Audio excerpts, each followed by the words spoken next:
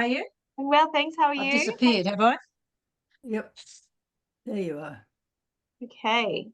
All right. So I think Alex is going to get started first up. So I'll kick us off, and then we'll keep an eye on anyone else slowly trickling in. But hello and welcome, everyone. This is our first Central Region Facilitator Networking meeting. So thank you so much for joining us this morning. For those of you who I haven't met yet, my name is Aleks, and I'm one of the Health Promotion Team leaders. I look after 3 divisions in Central Region, as does Maddy as well. And we've also got Meg on the call, who's our State Program Manager. So just a reminder that the session is being recorded this morning, just so that we can share it with those who couldn't make it today. If I could just ask everyone to pop themselves on mute during the presentation, just so we don't get that background noise, that would be great. If you do have any questions, feel free to pop yourself off mute. We will periodically ask for questions throughout the presentation. So feel free to pop yourself off mute at these junctures and ask away. And so just the PowerPoint working. So I'd just like to begin by acknowledging the traditional owners of the land from which we are presenting today, the Turrbal and Yagara people, for those of us in the office, along with the traditional owners from where you are joining us today as well, and pay my respect to elders past, present and emerging. So a bit of an agenda for today up on the screen. So, and just to give a bit of background, I guess, to this meeting. So Central Region is a very active region. We've got lots of facilitators, which is really great to see. But I guess as a result of that, the reputation of the Country Kitchens program has been growing in your individual divisions, and both facilitators and the team here in State Office. We do receive an increasing number of requests from community groups seeking partnerships with QCWA branches to run Country Kitchens activities. And so we do recognise that many of you are eager to say yes to these various requests, but we do understand that it's not always feasible to take everything on. But many of you haven't expressed interest in finding more support for the activities that you do wish to run, and for addressing the needs you see in your community. So with this in mind, we did want to hold this meeting to better connect facilitators across the divisions in Central Region as a whole. And we do hope to run these sessions a bit more regularly with everyone, just to foster collaboration and support. As we know, many hands make light work. So today we will spend some time discussing some strategies that will help to support collaboration either between branches or across divisions where possible. And we were going to have Country Kitchens facilitator and Capricornia division convener Michelle Connors talk about how collaboration has helped Capricornia deliver lots of different showcases, workshops and back to basics series. Unfortunately, Michelle has to attend a funeral today, so is not able to join us, but Maddy will instead touch on some of the things that Capricornia are doing in this space instead. And then we will just finish off the session with a bit of a Q&A, so just an opportunity for everyone to, I guess, sort of share stories, ask questions and connect with each other.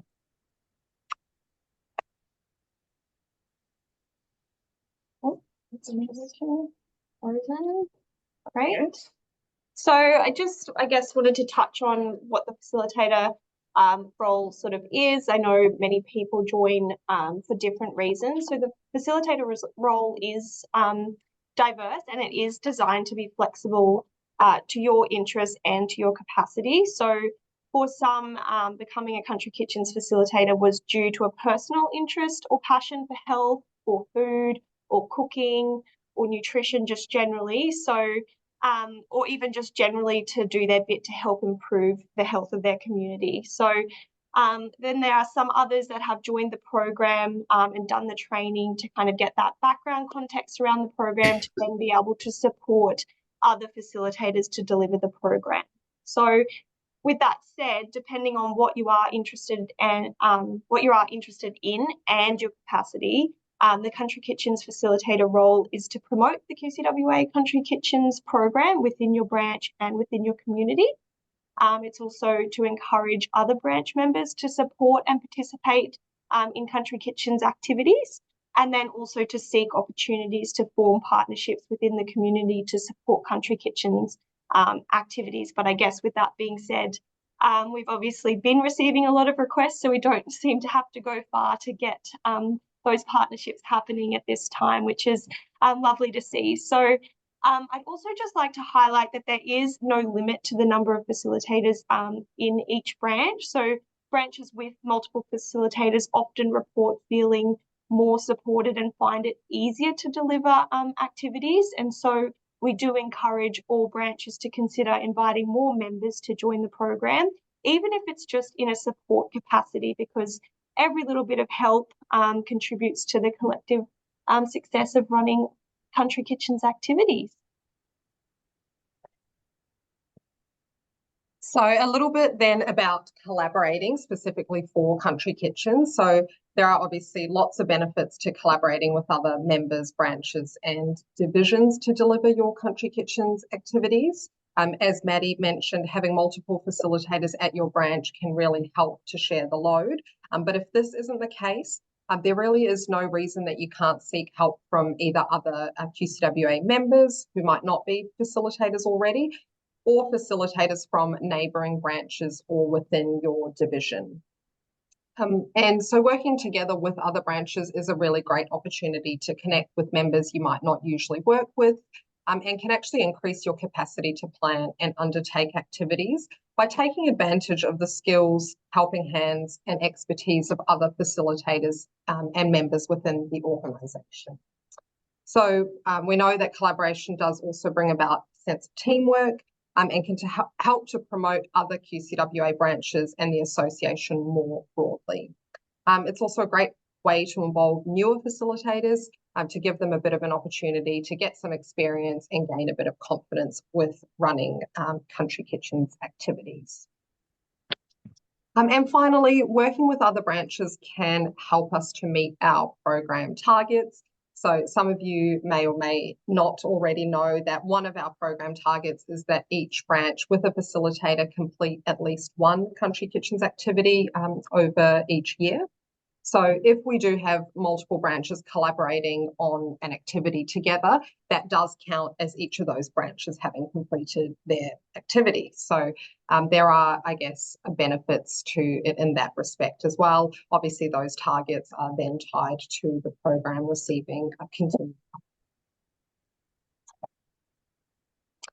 So when working collaboratively to plan and undertake a Country Kitchens activities, there are a few key considerations to keep in mind. So in regards to, I guess, yeah, just touching on a few of those. So firstly, thorough planning is essential for ensuring that everyone can work really cohesively together.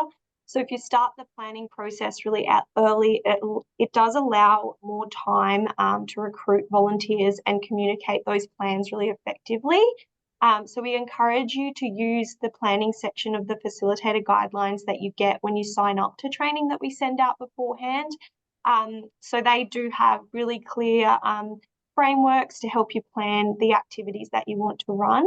And then you can use that plan to present that information to those that you're asking for help from. So this will help you to clearly outline your objectives and the support that you need from different people. Oh, sorry.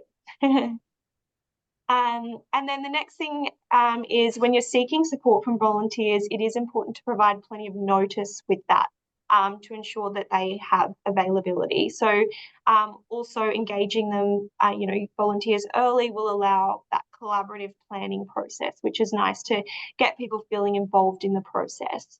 And next would be, I guess, discussing roles and responsibilities. So when working in a collaborative team, having clear roles and responsibilities can be underestimated sometimes. So we do suggest discussing and documenting each person's specific responsibilities so that everyone is on the same page.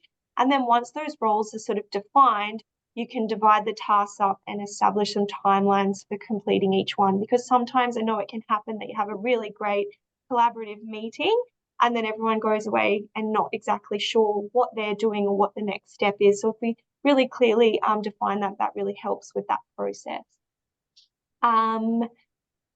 Then with that, I guess, deciding on roles and responsibilities, it is important to have that one person to sort of take the lead, because that person will usually be the primary point of contact for the group or the organization that you're working with.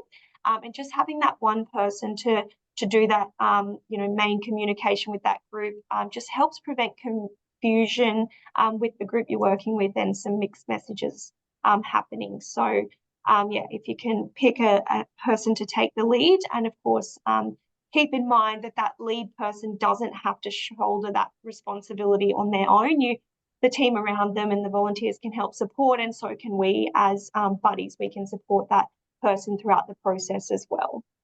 And then lastly, it is really important to set up a clear communication channel that just helps to share information and any updates that you have. So when you have those sort of meetings, decide on a preferred method of communication, whether it be an email, whether it be phone calls, whether it be text or another platform. It's really, really good to decide how you're going to do that and maybe stick to that particular channel and check in regularly with updates. So there would be some tips from me, and I think Aleks is going to take through a few more. So, yep. So just touching on recruiting helping hands. So we know that running a successful Country Kitchens activity can take many hands, but we also understand that it isn't always easy getting the numbers together. So again, just another reminder, if you aren't able to get help from fellow facilitators, you can reach out to other members of your branch or even look to other branches for support. And it's important that if you are getting help from others, particularly those who might not be facilitators already or might not have much experience with the program, just to spend a bit of time giving them some context on both the program and the activity that you are organising. And so in the case where there's, a member who's regularly helping out with Country Kitchens activities, it might be a good idea to encourage them to complete the level 1 to 2 training. So it can help to highlight that completing the training will give them a better understanding of the program and of the activities that you're working on, just making it that little bit easier for them to support your efforts. And we have had many members who, were in that sort of scenario, were helping out, have only just done that first training to get a little bit of context. They might not particularly be interested in sort of progressing through the pathway, but completing that first level has helped to really sort of put things into perspective. And so some of our top tips for recruiting helping hands include, so clearly communicating the goals of the activity that you're running so that your helpers are all on the same page. Ensuring that the information about your event is accurate and concise. So providing a bit of clarity around the, who, what, where, when, how, and why. So if the activity that you're running is a series or an ongoing event, you might even consider potentially making a flyer with all of those details on it to pass around your branch or division more broadly. And you might like to contact people that you're already engaged with within the CWA, either from your branch or other branches who you believe might be able to help out. And if the event spans over, many hours or days, for example, some ag shows, creating a roster and allocating specific times for shifts can also really help. This just means that everyone's very clear about what they'll be doing when. And if you have had help from other branches, members, or other facilitators, just a reminder to thank them after the event has finished. You might even like to provide them with a bit of an update after the activity, for example, sharing some positive feedback from workshop participants, or even just letting them know if you had achieved what you'd sort of set out to do with the activity. And remember, no doesn't mean never. So if someone's not able to help this time, but they're still interested, you know, in supporting and interested in the program, ask them if you can keep their details and reach out to them for the next event. So that was all from us in terms of the formal presentation. Maddy is now going to run us through a few of those points that Michelle was hoping to speak to us about, and then we'll have a bit of an opportunity for everyone to share ideas and ask questions. So. And with that, there are some Capricornia facilitators online, so I'm sure some of them will be happy to share if you know, you have questions directly for facilitators in Capricornia. But yes, in Michelle's absence and as the buddy for Capricornia, I thought I would share some of those strategies that Capricornia have implemented to foster collaboration across the division. So just to give some context, Capricornia does have 8 branches. 6 of those have facilitators, and in total, the division has 28 facilitators. So each branch does have multiple facilitators, but that has been building over a number of years, that number. So the things that they do to encourage collaboration are, firstly, meeting agendas. So many branches have embedded country kitchens as a standing agenda item on their meeting schedule, and that ensures it sort of remains at the forefront of everyone's mind. They do a lot of planning ahead, so some branches will discuss and plan the calendar year ahead at the start of the year. So they focus on partnerships they wish to continue with if they've already been working with them, or new ones that they'd like to start working with, and the activities that they're interested in doing.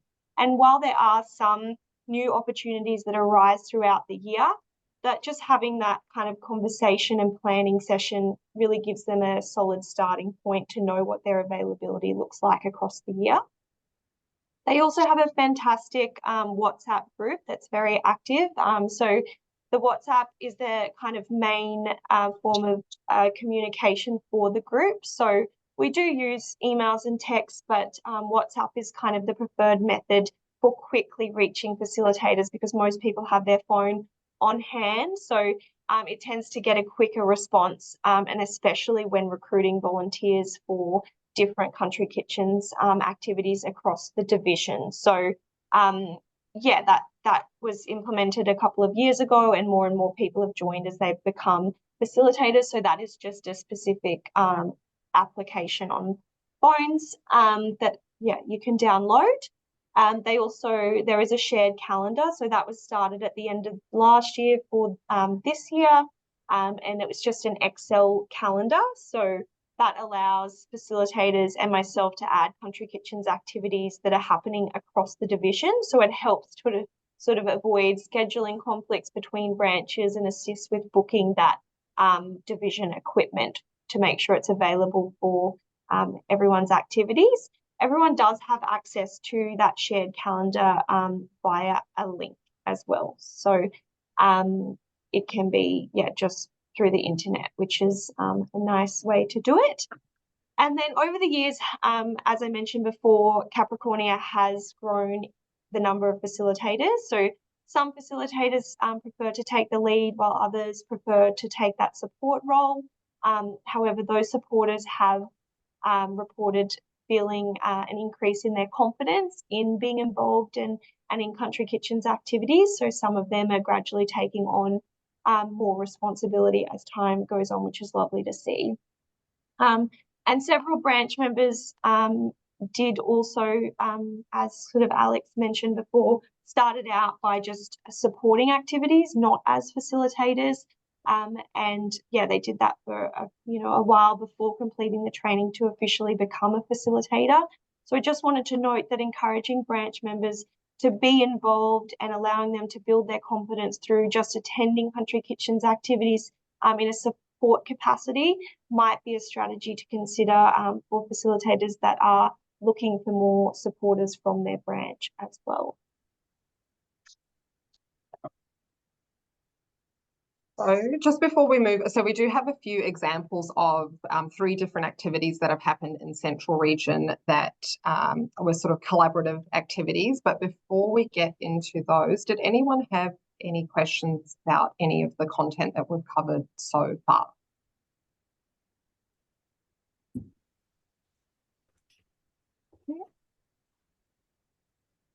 I'd be interested in finding out about the shared calendar, what you're talking about with the division access.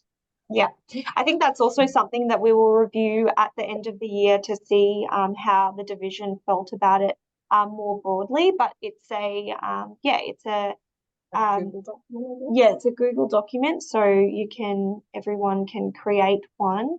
But basically, I created the document, and then it's just a shared link that goes out to everyone via email, so that when they click on it, it takes them into that Excel document, and there's just a sort of a tab for each one.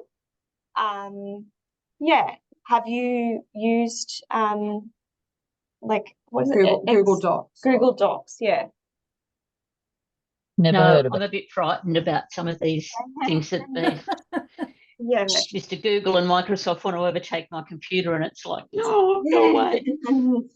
Yeah. Yeah. Well, if people are interested in that, maybe we could put together a little bit of a how-to guide. It is quite easy if you do have ready, if you use Google Chrome, I guess, to set that up. And yeah, as Maddy said, anyone who's got that link or anyone that you send that link to can then access that document and sort of and edit or add to it.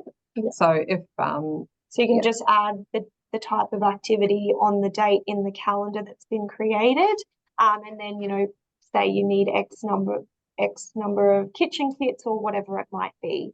But we could definitely do a how-to or a video to show how we would set that up if that's something that you're interested in. And yeah, I'm sure your buddy also, Diane's buddy, Alex, could potentially help you with setting one up or talking that through with you if that's something you wanted to consider.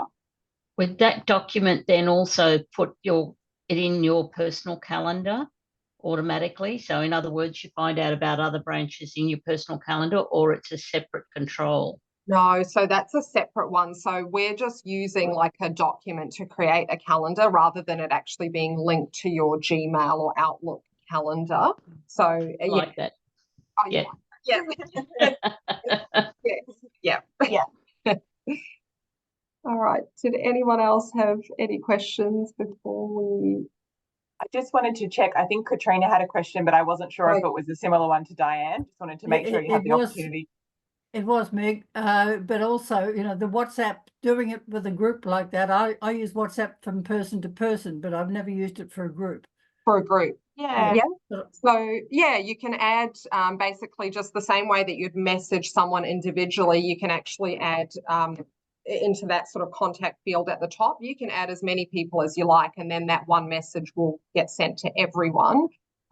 We can, if that's something that people would be interested in, we could probably even film a little how to, because we can screen record on the phone. So yeah, you can. So Capricornia, we've just named it Capricornia Facilitators. It's a group that we can add people to, and we do add people to as they join.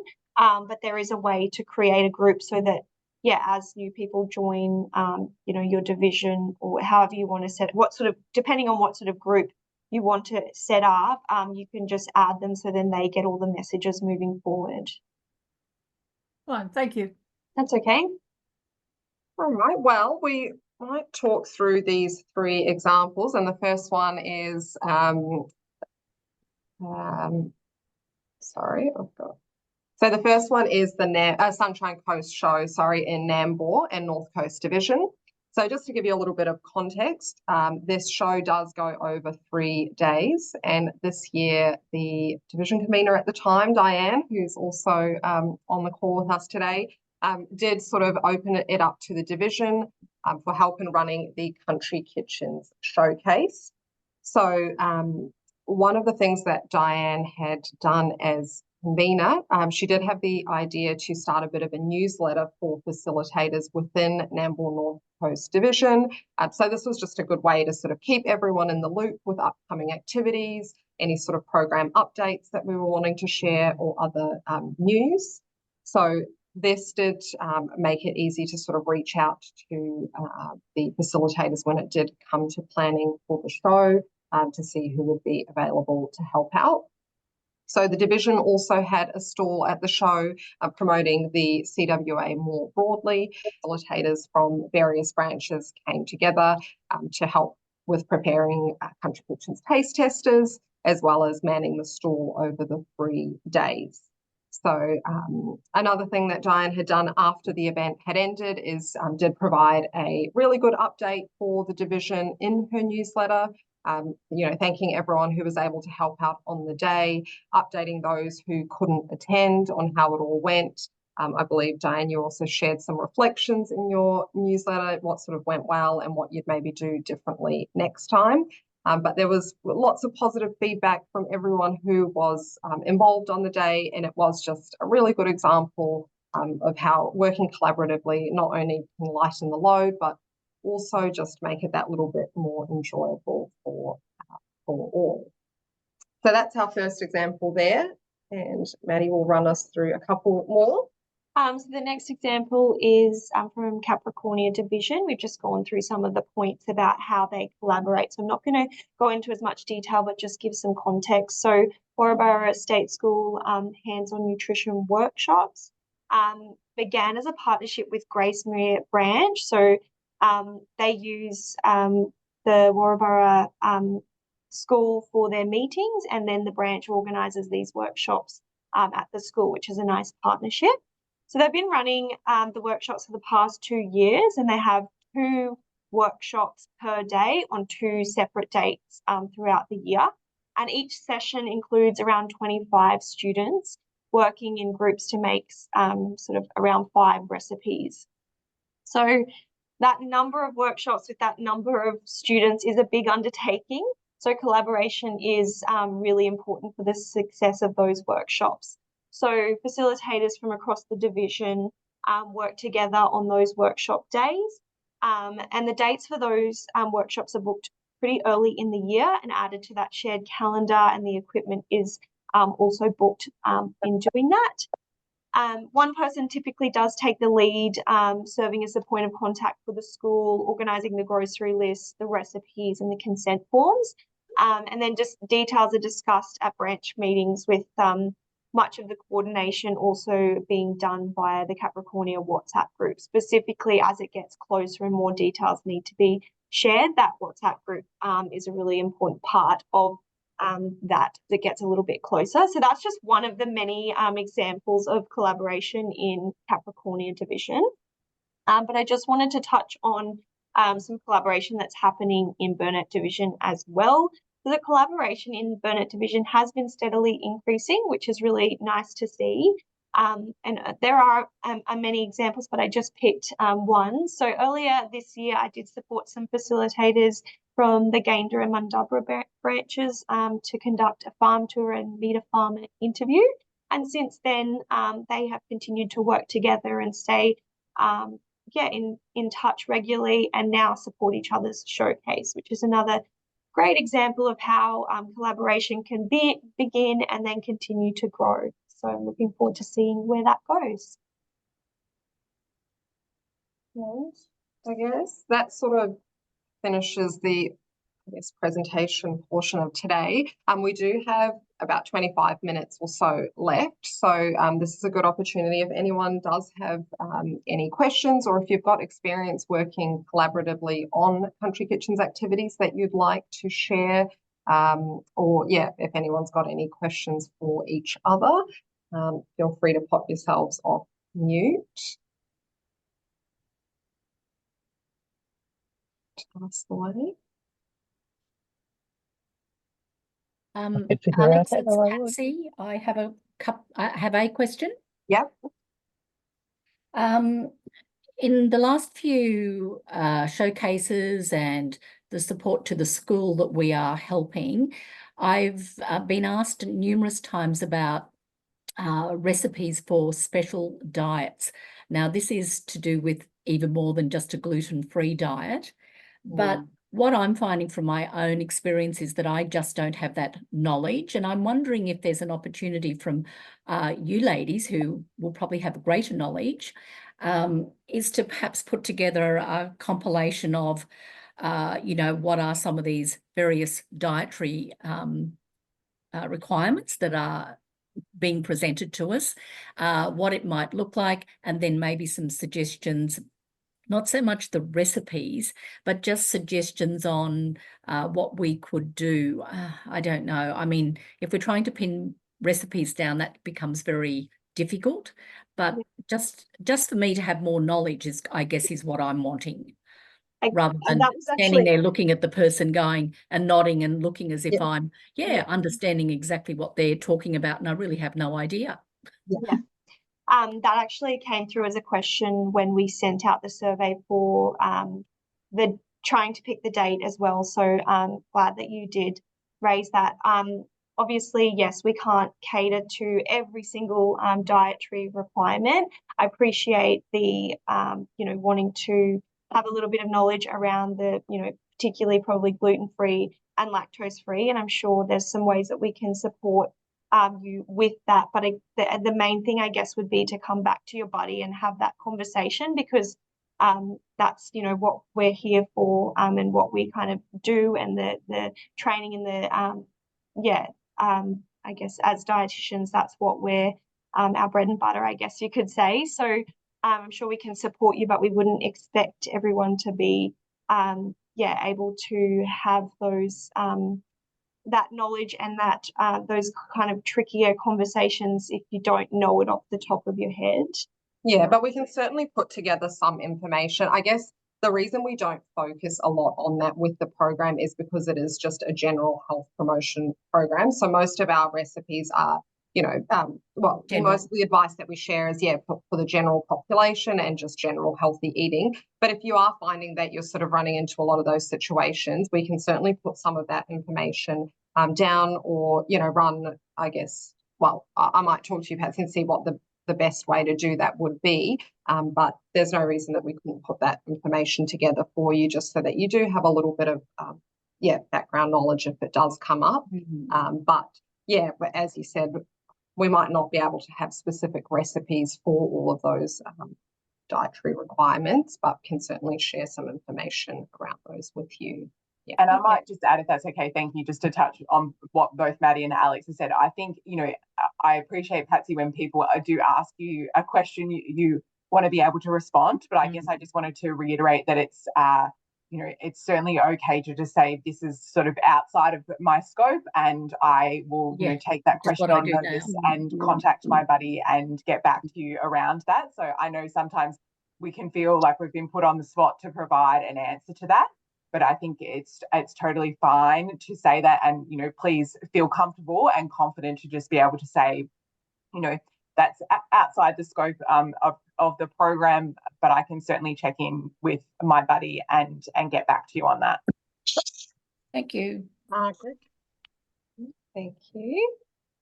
It's Margaret here. Look, I sympathise with what Patsy has said, because I have been asked that many times, and my answer to them is that try substituting what you would do. Like if it's flour, try substituting your gluten-free flour. If it's dairy, use non-dairy spreads, and it's just trial and error. That's how I put it across to anyone that asks me. And I agree with that. Probably, a lot of the really common ones are gluten-free and lactose intolerant. So they are pretty simple swaps that people can make. So that is some just basic advice. You can get lactose-free products for almost anything now, or low lactose products for almost anything now. And there's a lot of gluten-free alternatives. So I don't think that that's a bad suggestion in terms of, recommending that they make. Yeah, this is Astrid. Be aware there's a lot of gluten hidden in all products, like so you really have to read labels and see if they're gluten in. It's not only gluten flour and a substitute for your butter or margarine. We went to Brisbane and we ordered chips, and there were only gluten-free chips. And I understand gluten-free because I've been for many, many years on gluten-free diet. So that means that all they're using will not be used for anything better, because that's, if you've got celiac, then a little bit of gluten can make you really, really crook. But it's up to the local or up to the person who's got gluten to really inform, like, and it's hard for catering. We've got one lady, she's allergic to everything, and she's a member, and I stated, well, I asked you 3 times for a list so we can cater for you. So stop complaining, give me the list and I'll cater for you. Yeah, no, it is So- hard. And I think you're right. A lot of the times if people do have allergies or, you know, quite a severe extent, they will let you know. I think it can be really easy to worry, sort of worry about those things. I think for you, as long as you're aware of what's in the food and you can let them know, and then it's sort of on them to, that decision. to make that decision. And we don't want to be going down, like, you know, very specific, giving very specific advice, but I think those general recommendations. That's not your job. Because even me, I'm working as a diabetes educator, and I said, look, I'm not a dietitian. So if you want gluten-free, I asked them, what's the reason you're gluten-free? And then they explained to me, and I said, well, look, I'm not a dietitian, but it sounds like you're gluten intolerant. Do you have celiac? No, I don't have celiac, but I'm on a gluten-free diet. I said, well, when is the last time you saw the dietitian?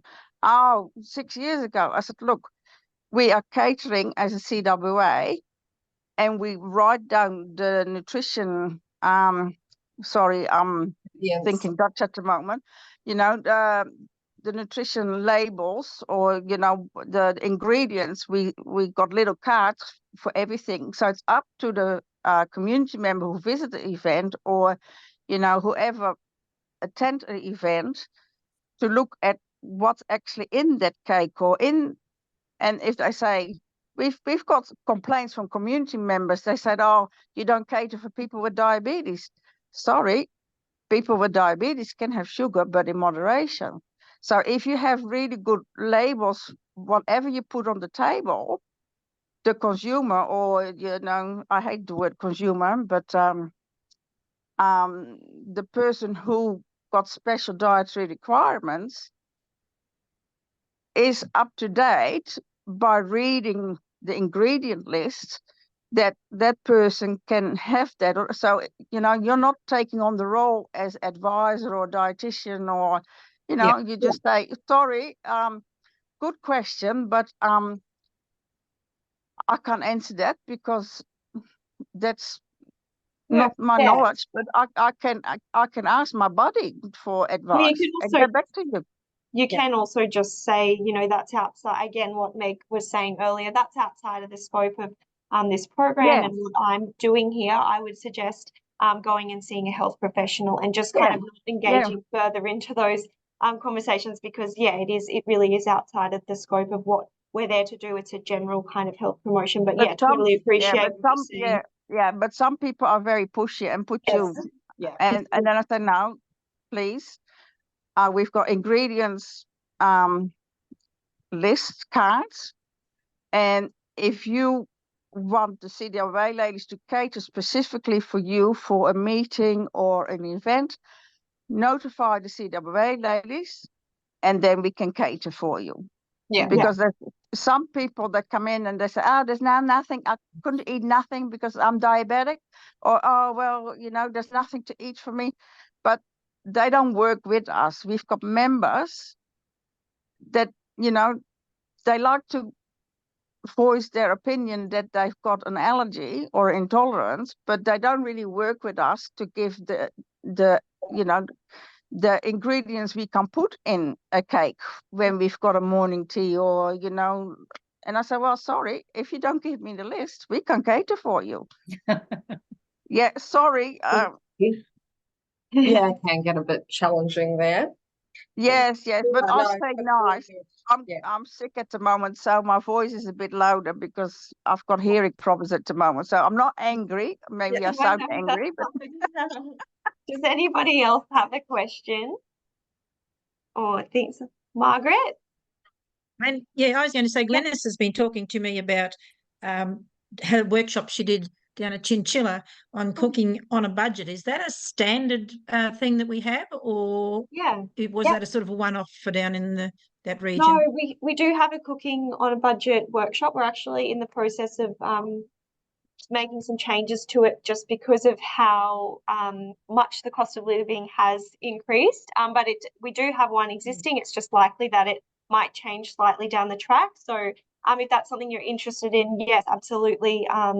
It is something that we offer. It's much like the hands-on nutrition, the standard hands-on nutrition workshops, the one-day workshops that we have. And you might have, I know at your branch, Karen has done some of those in the past, but it just takes the theme of more cooking on a budget, and there's sort of a special extension to that with some tips and things around how to cook on a budget. So happy to talk to you more about that if you're interested in that, Margaret. Yeah, I'd like to share my experience. Just seems to be an issue with the cost of living Yeah, these days. absolutely, People. I which thought it would be is a why helpful we're thing. taking another sort of look at it as well, just to see what else we can do. But yeah, I can send you. Thanks, Maddy. No worries. Yeah, and now just to tell my experience. Cooking on a budget, we had lots of participants. I tried to organize a Moroccan-themed cooking session, hands-on workshop, and I started with 4 participants, and then I ended up with 2. So cooking on a budget is really popular because people like to go back to basics, and because of the cost of living is so expensive, you've got more participants when you really focus on cooking on a budget or back to basics. It's really working well.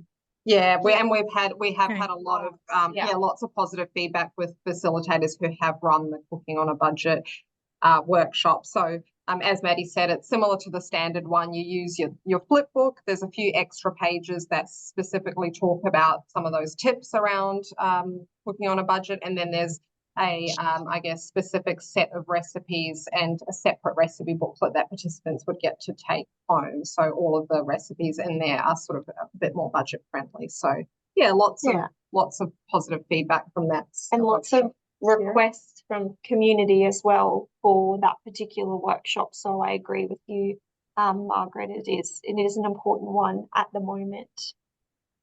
Any other questions? Thank you. Christine here from Capricornia. Thanks, Christine. I have done the workshops at Warrabara, and I read out the book first. Yep. But what I really want to know is, how do you substitute something else for sugar? So say like the agar or whatever they are. How do you work out quantities of that sort of thing to substitute for sugar in recipes? Because I've never done it. Sorry, do you mean, like sweeteners and things like that? Yeah. If it had like a cup of sugar, how much of the other would you use instead? We don't typically use the kind of sweeteners in our recipes. We usually just try to reduce the total amount of sugar in a recipe. So yeah, we don't have any specific resources as to, with this sweetener, this is an alternative, because those sweeteners aren't really that accessible to a lot of people, I suppose, in that they can be quite expensive. So it's just not something that we put in as regular practice in our recipes. I know that I think often a lot of those sweeteners, if you're interested to have a look, if you wanted to play around with them, a lot of them will say on their packets how much you swap for. If that's something that you're interested in. But I think it does come back to a bit of trial and error. But yeah, as Maddy said, a lot of them will have on the packaging, it will tell you what the sort of conversion is, or what sort of 1 teaspoon of sugar would equal in the sweetener. But we do have, I guess, some health-size your recipe tips where we talk about I guess reducing the sugar in other ways, whether that's through the addition of some fruit for a bit of natural sweetness, swapping to honey, which is, I guess, sweeter than sugar, so you end up using less. But I think a lot of it does come down to a bit of trial and error for specific recipes, just playing around and seeing if you can sort of get something very similar to the original. But yeah, if it was that the artificial sweetness, they normally would. have that So, information on the packaging, because they're all a little bit different. And just touching on we have new kind of cards with some tips around healthicizing recipes. So those alternatives, we already had some healthicized cards, but we have some more specific ones. So now there's a card for each step of those elements of a recipe, those 5 elements of a recipe. So that could be something I send to if you're really interested in learning how to reduce or swap sugar in a recipe if you would like.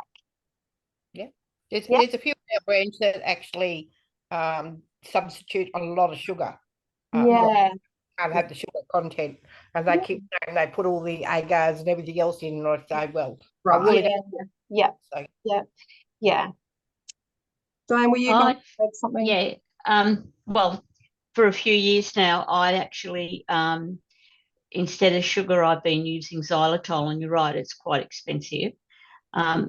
In most of my recipes, though, I still use, the cane sugar for other people.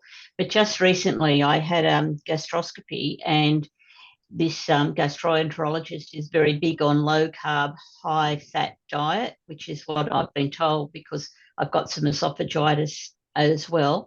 And so I'm really struggling because the paperwork that he gave me also had a keto diet, which I've now realized. I actually thought the keto diet was a very trendy, God forgive me, yuppie type thing because, I have had to be gluten-free for years and people sort of scoff at me. So, here I am guilty of being scoffing at keto. But it's a very big challenge that I'm not sure that I'm achieving at the moment, to do the right thing for me and to help to lose, this. One of the things is you've got to lose the girth around the middle, which, will help my symptoms greatly, apparently. So, Yeah. so it means no food, no cake, no bread. Yes, So it can be Maddy, very challenging. Yes. Someone asked me a question. I said my name. I think it's Anne. Hi, Maddy. Just a couple of things. On the 23rd of November, our branch is going to be having a stall down at the local market where we will be promoting QCWA as well as Country Kitchens. Yeah. So I will be in contact with you, Maddy, directly with more specific details. However, if there's any facilitators out there who have done a showcase promoting Country Kitchens at a similar event, any of their ideas would be most welcome. We are thinking of just honing in on promoting one of the key things that that Country Kitchens promote, which will be getting more fruit and veggies in your diet. So we're planning on having a raffle, and the prize, of course, will be a box of fruit and veggies, and signing up for the monthly munch and just talking about Country Kitchens in general. I had thought about perhaps having some taste testers of something, but if we do that, I would like some more details on how to do that in a manner that meets with health and safety and all that sort of jazz. I see other facilitators have had food in plastic bags and what have you. So if somebody can give me a few details on how to do that. And just one other thing that might be of help to other branch members is that just recently, well, ever since I started being a Country Kitchens facilitator, I have been promoting Country Kitchens at our meetings. So at each branch meeting we have, there's always a Country Kitchens report. Now that beautiful Joyce and Leanne have become facilitators too in our branch, as well as Lynette, I've put a little timetable together, perhaps so that each month each one of us becomes responsible for promoting Country Kitchens at our branch, and we take on the responsibility then of doing something at our branch meeting, as well as being responsible for getting that report back in at the end of the month to you ladies. So that's just a bit of a suggestion as to what other branches might like to do. And I've just got a little suggestion there as to, like through the months, you can promote the monthly munch, you can run with one of the recipes, you can update our display board, You can be as active as you like, but have fun doing it. No, they're great bits of advice, and I think maybe we jump back to what you first were asking about and see if anybody has something that they would like to share about a showcase that they have done that might be similar to what Anne's looking to do. I know that there are a few. If anyone is willing to share some simple tips, otherwise we can. And Margaret, you've done some. Margaret here. I just getting back to Anne with regards to the taste testers at a showcase. We've in Capricornia division, we've done lots of them, and we feel that that's a great way to draw people in. And all we do is we bake at home, and you know, usually you bake at home. There's no council rules that you have to have a certified kitchen because we're baking under the CWA umbrella. And with that, we just have them in a container, pair of tongs, plenty of serviettes, and just give it to the person, put a serviette in their hand, and then put the taste tester on top. Cheapest way to go. If you start packaging in bags and that, it's extra cost to your event that you're having. Yeah, that's what we do here all the time in Capricornia division. Right. And just on that, sorry, some people also use toothpicks. So if it's something that can just be, you know, have a toothpick in it, that's a really easy one, because then people can just grab it themselves. They potentially don't even need a napkin because they put it straight in their mouth, and the toothpick in the bin. So that's an option. But it's typically, if you choose a recipe that, you know, is able to, you know, it doesn't need to be really hot or really cold like your baked goods. That's a pretty safe bet, but some people will take eskies and things like that. So the specifics around that we can chat about, when you send those details through if you like, Anne. But yeah, thank you for sharing that, Margaret. And just another thing, this year with most of our showcases that we've done, we've honed in on the pumpkin, because there's some great recipes of the spicy pumpkin muffins, the pumpkin brownie, that they're very, very popular. The hummus was very popular as well. And to get them in, we have had the pumpkin there. Guess the weight of the pumpkin, which is free. We have a small prize for who guesses the correct weight. But then we then go on, you know, with the country kitchen. So we're really getting them in by suggesting guess the weight of the pumpkin, and then we go on to the country kitchen's feel of it. Works fantastic. Yeah. Thank you very much. Great. Yeah, you've got to draw them in somehow. Yeah. Also answer your kind of food safety, because I know Margaret touched on the, you know, doing the taste testers under the QCWA banner. You don't have to have any specific licensing or anything as long as you're practicing food safety at home. And I know a lot of you have done that food safety, like qualification online. So if you're aware of all those general food safety things, you are fine to have taste testers at showcases, unless obviously the event that you're attending specifies otherwise to you. Thank you. That's okay. Any might have time for one more question. Anything else? Or any last advice? And the Nambour show that Aleks mentioned at the beginning, that was me.